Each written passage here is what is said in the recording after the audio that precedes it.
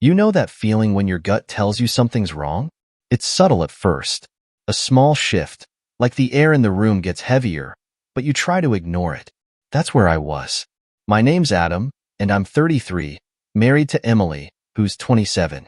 We've been together for 5 years, married for 3, and we have a little girl, Madison, who's 8 months old.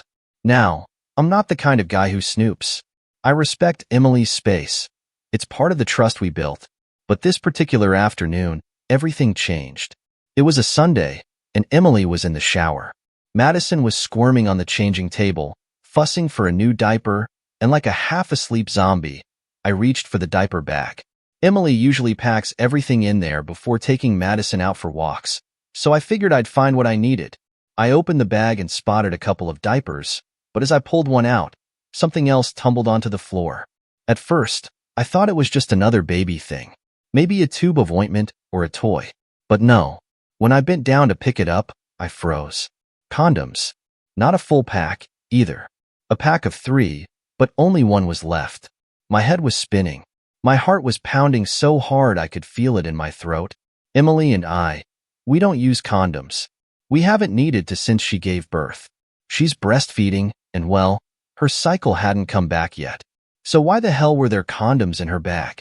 I shoved the packet into my pocket, mind racing, trying to keep it together for Madison.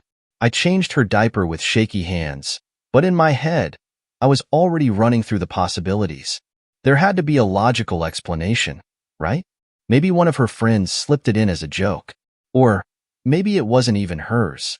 But no matter how I tried to spin it, the sick feeling in my gut told me otherwise. Emily came out of the shower, hair dripping wet, with that casual, relaxed smile she always had after a long shower. Normally, I'd admire her, maybe even make a comment, but not this time. I couldn't hold it in. I reached into my pocket, pulled out the condom packet, and held it up. "What's this, Em?" I asked, trying to keep my voice steady, but it cracked. Her eyes flicked to the packet for a split second, and in that instant, I knew. She blinked, surprised, but quickly covered it up with a smile that didn't reach her eyes.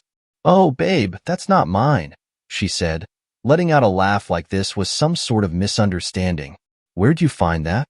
"In your bag," I replied, my heart tightening. Her whole demeanor shifted. She tilted her head, giving me a teasing look. No. "You pulled it from your pocket, Adam," she said, crossing her arms like she had the upper hand. "You sure you're not the one who's confused here?" I couldn't believe what I was hearing. My blood ran cold. The way she twisted it, making it seem like I was the crazy one. She was good. Too good. "Emily, I found it in your bag. Don't play this game with me." She threw her head back, laughing again. This time it was cold, almost mocking. "Relax, Adam. I was just messing with you. I lent a couple to Kyle the other night when we were out with friends. Her guy forgot to bring one, so I gave her 2. She must have stuck them in my bag." "Kyle." Of course, she'd throw Kyle into the story. I clenched my fists, trying to suppress the anger bubbling up inside me. The story was so convenient, too convenient. But before I could say anything, she winked at me and added, "You know we don't need them, babe." The way she said it, so casual, like nothing was wrong, made me feel like I was the one losing my mind. But I wasn't buying it. Something was off. Something was very, very wrong. The rest of that day was a blur. After Emily's casual dismissal of the condoms, I felt like I was walking through a fog. She kept acting normal, going about her day as if nothing had happened. She laughed, played with Madison, and even asked me what I wanted for dinner. I was too stunned to respond. I couldn't shake it.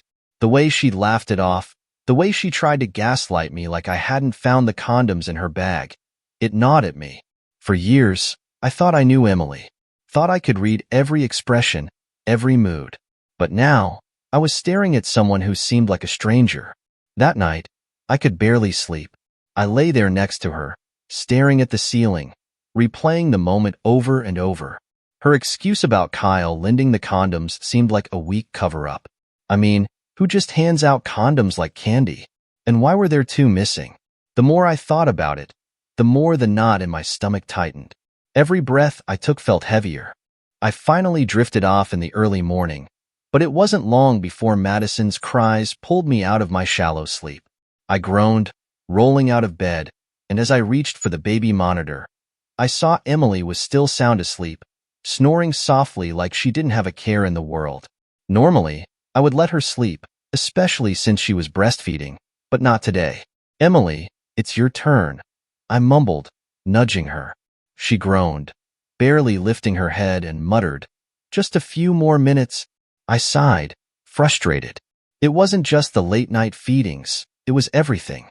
The way she had been so detached lately. Sure, we had a baby now, which was tough, but this was different. There was something missing between us, and it wasn't just sleep. As I rocked Madison back to sleep, I couldn't help but think back to before all this. Before the baby. Before the condoms. Emily and I were that couple. We had fun. We laughed. We did everything together. She used to care. Now I was the one getting up at all hours, and she barely seemed to notice. I thought I was just overthinking it, but when the little moments start adding up, you cannot ignore the signs forever. I tried to convince myself it was just a rough patch. Parenthood is exhausting, and maybe this was just the strain of it all. But that nagging voice inside me, the one that had been screaming since I found those condoms, would not let go. I decided to test the waters. Later that afternoon, I casually brought up her night out with Kyle. We were sitting at the kitchen table. Emily was feeding Madison, her eyes half focused on the task, but I could see that she was off in her own world. So, I started, keeping my tone light. "How's Kyle doing? You mentioned she was out with some guy the other night." Emily barely blinked, still looking at Madison. "Yeah, she's fine. She met some guy at the bar. I told you about that." I nodded, watching her closely. "Yeah, you mentioned that. Just curious though, did she actually ask you for those condoms?" This time, she glanced up, her expression tight. "I already told you, Adam. She needed them. It is not a big deal." Her tone had an edge to it, like she was annoyed I even asked. But that was the thing. Emily never used to get defensive over little things. She used to be open, and we would talk about everything. Now, every time I brought up something remotely connected to her night out, it felt like she was closing off. Right. I paused, trying to figure out how far I could push. I mean, it is weird, don't you think? You handing out condoms like that? Emily set down the spoon and glared at me, her face hardening. "Jesus, Adam, what do you want me to say?" I lent them to her. End of story. It felt like a slap to the face, the way she shut me down. Something was wrong here. I could feel it in my bones. But before I could press further, Madison started fussing, and Emily stood up, scooping her up in her arms, using the baby as a convenient shield to end the conversation. I clenched my jaw, watching her leave the room.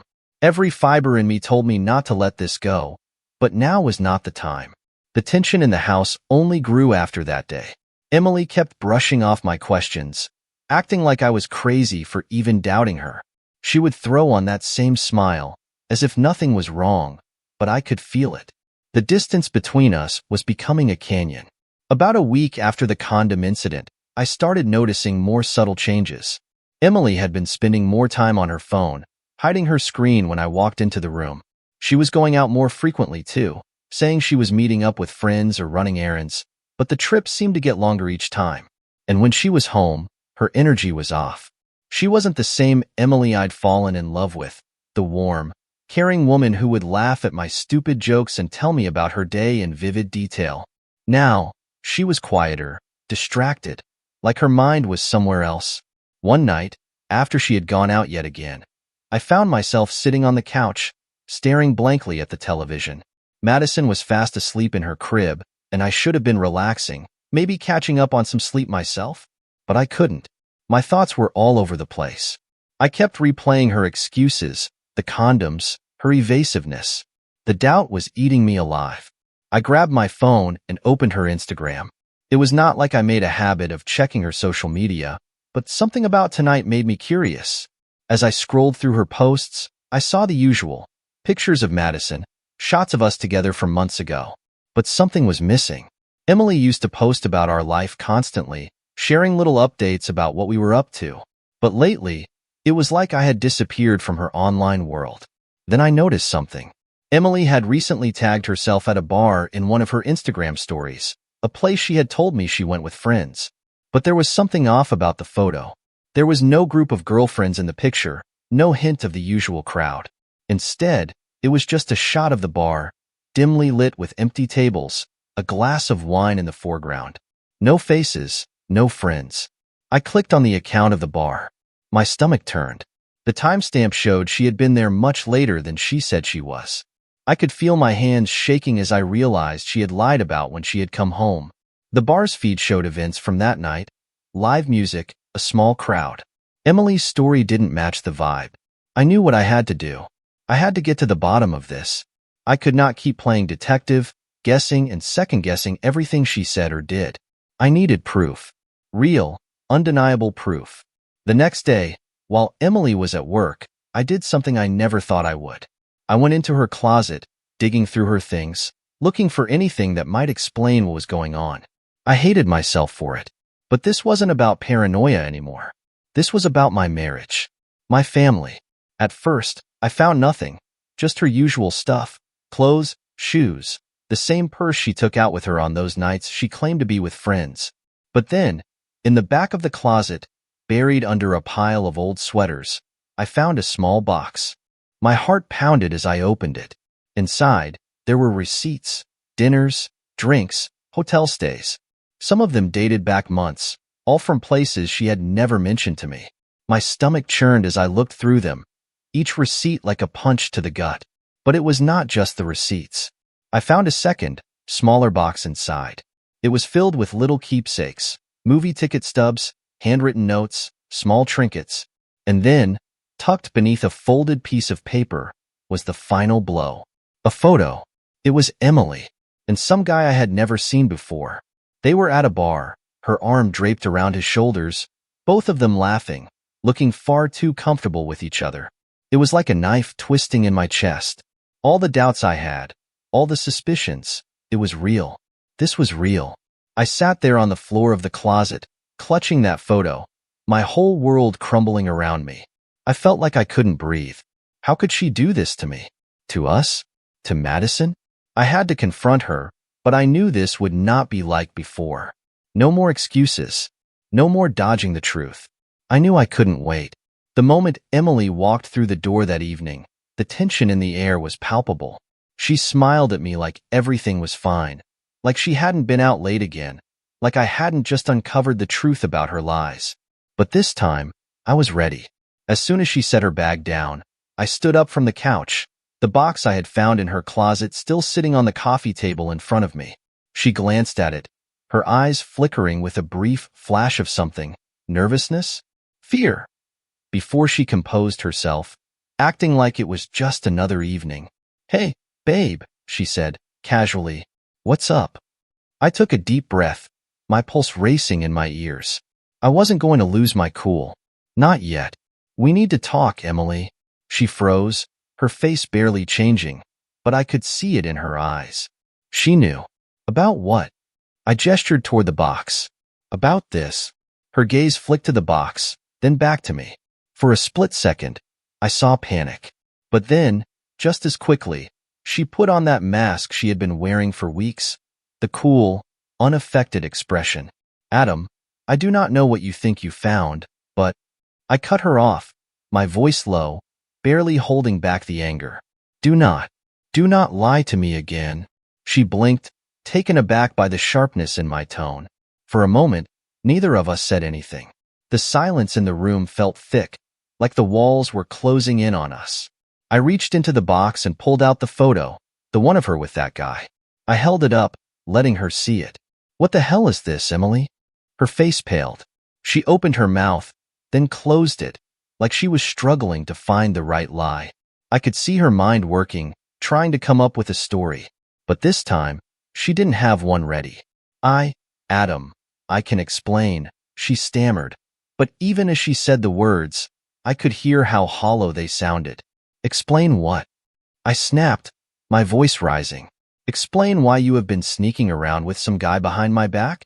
Why you have been lying to me for months? I found the receipts, Emily. The hotels, the dinners. How long has this been going on?"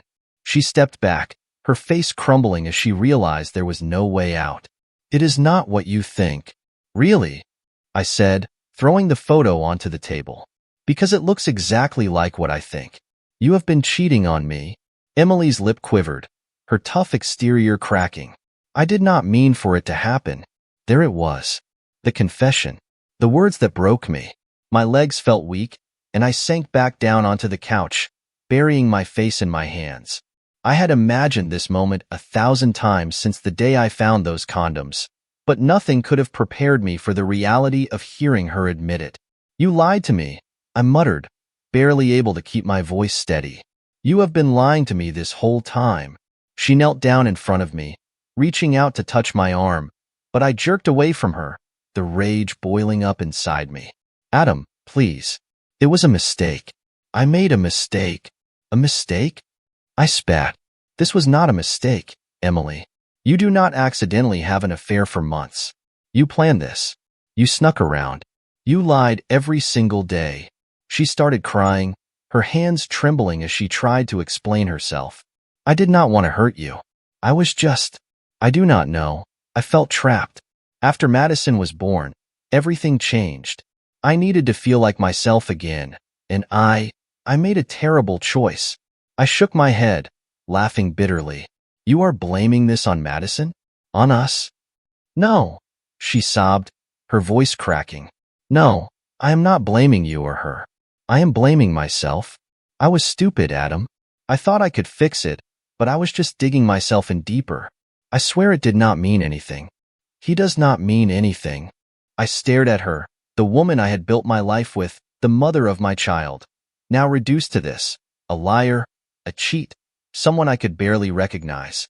Every word out of her mouth felt like another betrayal, another twist of the knife.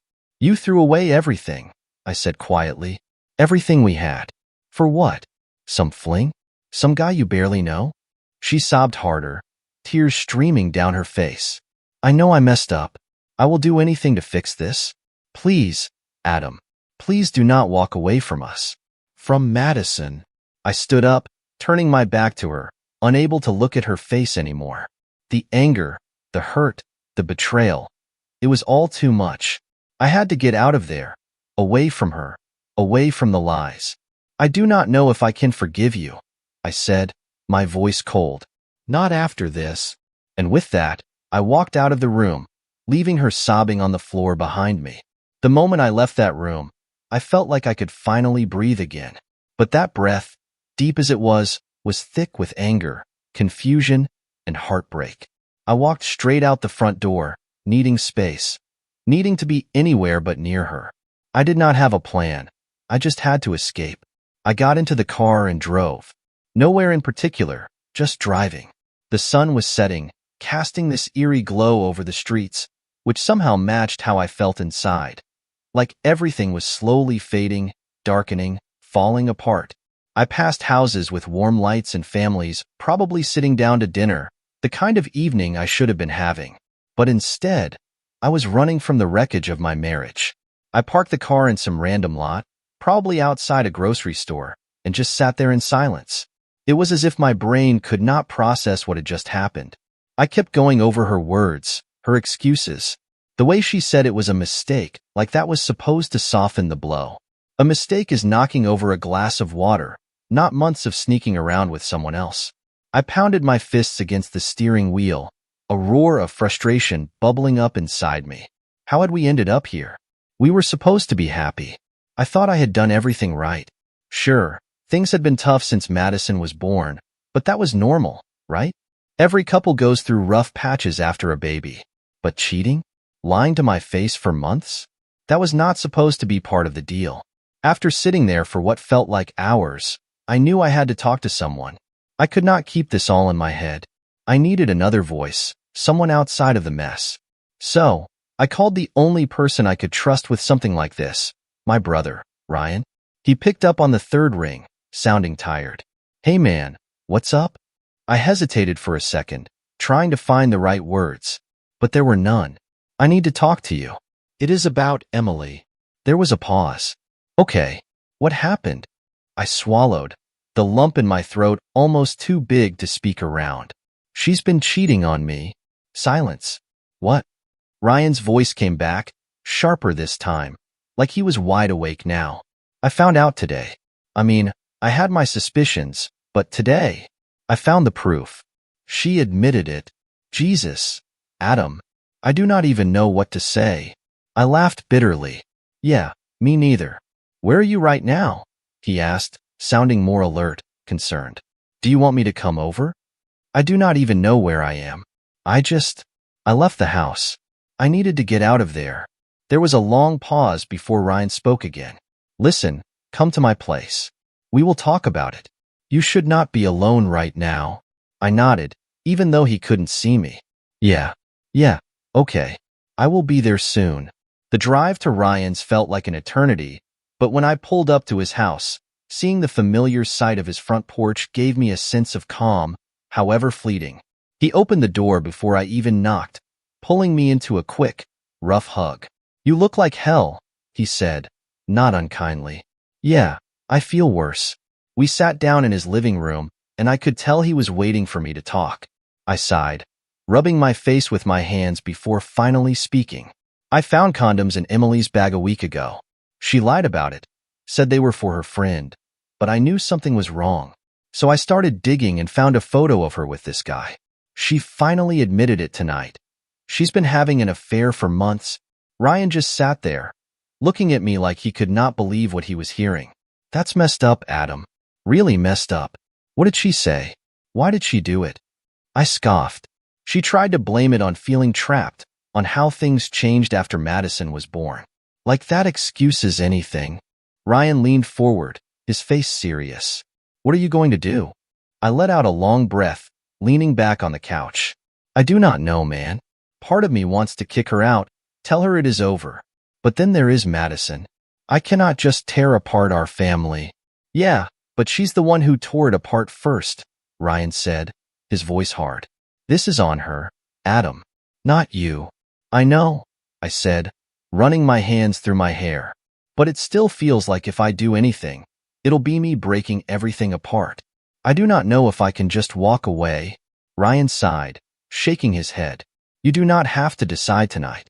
But you cannot stay in limbo, either. You deserve better than this. I looked away, staring at the wall, my thoughts racing. How could I just end everything? The life we built, Madison, our plans for the future. How do you throw all that away? But the other side of it was even worse. How could I stay with her, knowing she had betrayed me like this? The weight of it all was crushing me. There was no easy answer, no right path, just a tangled mess of hurt, anger, and uncertainty. And I had no idea how to untangle it. I spent the night at Ryan's place, but I barely slept. My mind was spinning, trying to process what had happened. No matter how many times I ran through it, I could not make sense of it. How had my life fallen apart so quickly? How had Emily, the woman I loved, the mother of my child, done this to me? By the time morning came, I had not made any decisions. I was exhausted, emotionally drained, and the thought of going back home made my stomach churn. But I knew I had to face it eventually. I could not hide at Ryan's forever. Ryan gave me a pat on the shoulder before I left. Remember, Adam, you do not owe her anything. You've got to do what's best for you and Madison. I nodded, appreciating his support, but still feeling the weight of the decision pressing down on me. I drove back to the house, my hands gripping the steering wheel so tight my knuckles turned white. When I walked through the front door, the house was eerily quiet. Madison was napping, and Emily was sitting at the kitchen table, staring at her phone. When she saw me, she put it down, her eyes red and puffy from crying all night. I could see the guilt written all over her face, but I was not ready for her apologies. I needed space, and I needed answers. We sat across from each other, the tension between us thick. Neither of us spoke for a few moments. I could tell she was waiting for me to start, but I was not sure where to begin. Finally, I broke the silence. So what happens now? Emily shifted in her seat, looking down at her hands. I do not know. I wish I could take it all back. I know I've ruined everything, Adam. Her voice cracked, and I could see the tears welling up again, but I was not moved by them. Not anymore. I had heard enough of her crying last night. What I needed now was the truth. How long? I asked, my voice cold. She flinched. What? How long has this been going on? I repeated, my jaw clenched. I want the truth, Emily. No more lies. She hesitated, her eyes dropping to the table. About 4 months, she finally admitted, barely above a whisper. For months. For months of lies, of sneaking around, of betraying me while I was home, taking care of our baby, believing in us. The anger surged in my chest again, but I forced myself to stay calm. I needed to hear everything. Who is he? I asked, my voice steady but cold. Emily wiped her eyes, looking even smaller in the kitchen light. His name is Scott. We met at the gym. He was just someone I started talking to. It wasn't supposed to turn into anything. But, she paused, like she couldn't find the right words. I messed up, Adam. I messed up so bad. My stomach twisted at the mention of his name. This faceless man who had slipped into my life without me knowing, taking everything I thought was sacred and turning it into a lie. I leaned forward, the cold truth settling in my gut like a stone. Did you love him? She shook her head quickly, panic flashing in her eyes. No, Adam. It was never like that. I do not even know what it was. It was just a distraction. I felt so lost after Madison was born, and I didn't feel like myself anymore. Lost? I echoed, my voice rising. You didn't think to talk to me about it? To tell me how you were feeling instead of jumping into bed with some guy? She flinched at the accusation, tears streaming down her face now. I know, I should have come to you, but I was scared, okay? I was scared of how much things had changed between us. I didn't know how to fix it. Fix it? I laughed bitterly. So your solution was to break it even more? She was sobbing openly now, her hands covering her face. I know I don't deserve forgiveness, Adam. I know that. But I love you. I love Madison. Please don't throw us away because of this. I will do whatever it takes to fix this. I leaned back in my chair, staring at her, feeling numb. Love. She kept talking about love, but how could she love me and do this?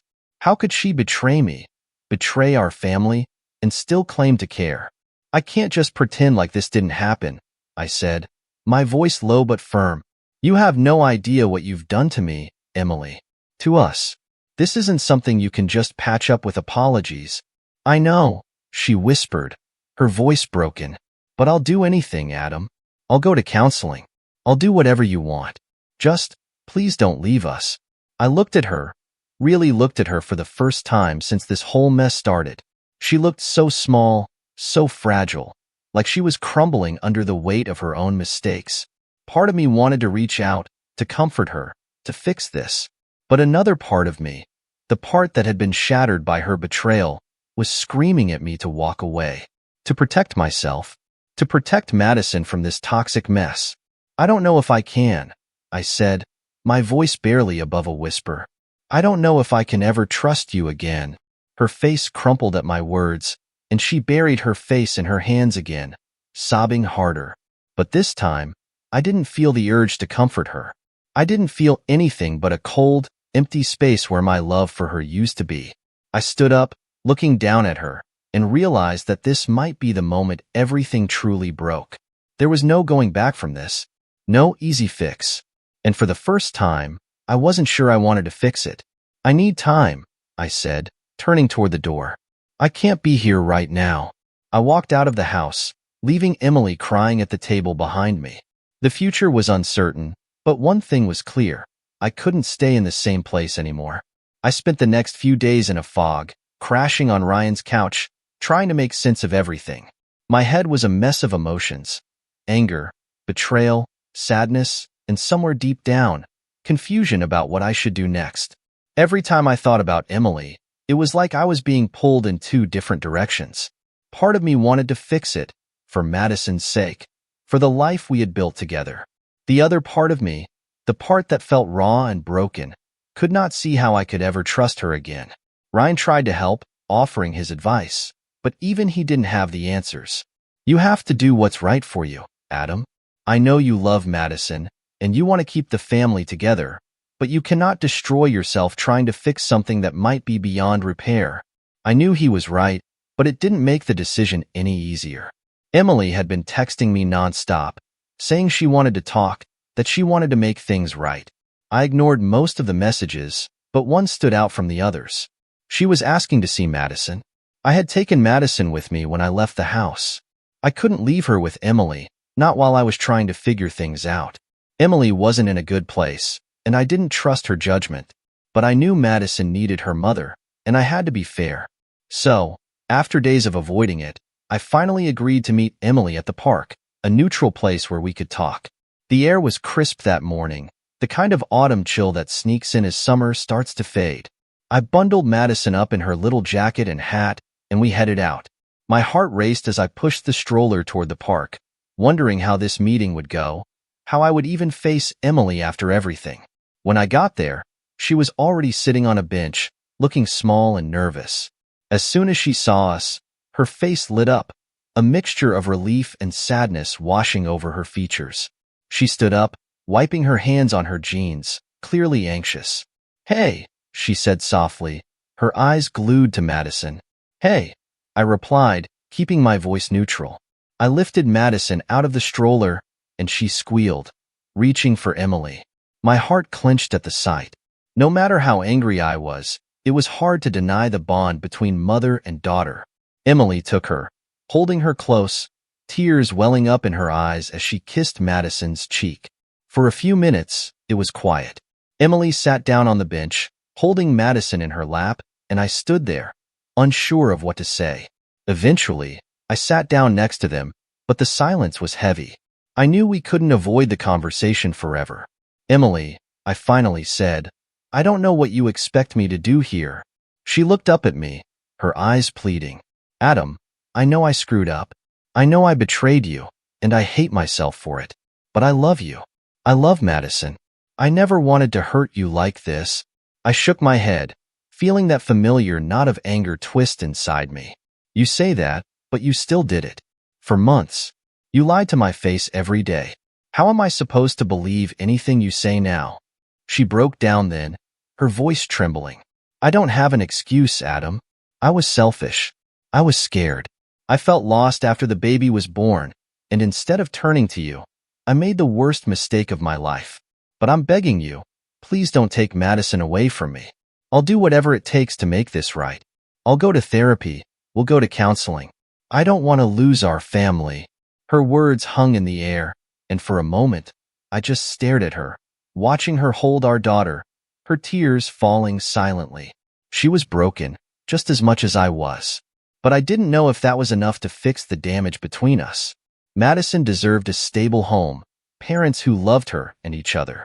But I didn't know if I could ever love Emily the way I once did. Not after everything.